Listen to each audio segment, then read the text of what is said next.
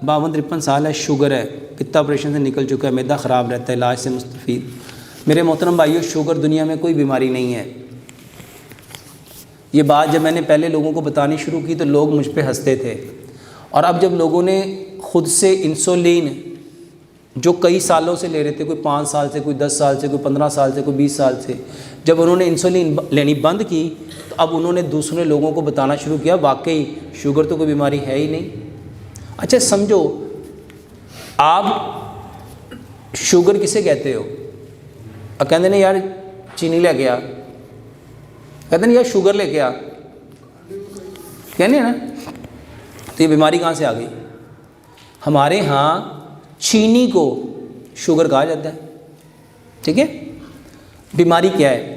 ये जो पेंक्रियाज है ना, ये एक रतूबत बनाता है, ये एक इंसुलिन बनाता है, जिसको हार्मोन है उसको इंसुलिन कहते हैं। जब हमारा पेंक्रियाज इंसुलिन बनाना बंद कर देता है तो जो हम मीठा खाते हैं वो हज़म नहीं होता।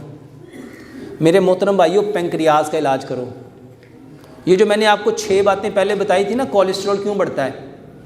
जब आपका खून गाढ़ा हो जाएगा तो पेंक्रियाज को अपना इंसुलिन बनाने के लिए, अपना हार्मोन बनाने के लिए खून चाहिए, उसको खून मिल ही नहीं रहा, खून गाढ़ा है, वो नाली के ज़रिए अंदर जा ही नहीं रहा।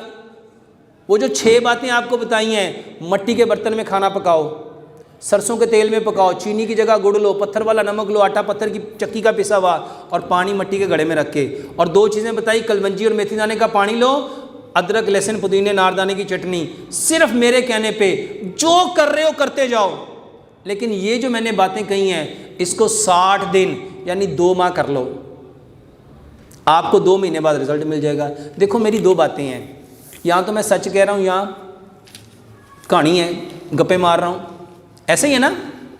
अच्छा मुझे बताओ, अगर आप 60 दिन इसको इस्तेमाल कर लोगे तो इसमें मैंने अपनी बात कौन सी कही है? मट्टी के बर्तन आपकी ज़रूरत नहीं है, सरसों का तेल आपकी ज़रूरत नहीं है। अच्छा मैं कौन सी दवाई बेच रहा हूँ? और यार पिछले 25 साल से दवाइयाँ खा रहे हो कि नहीं खा रहे?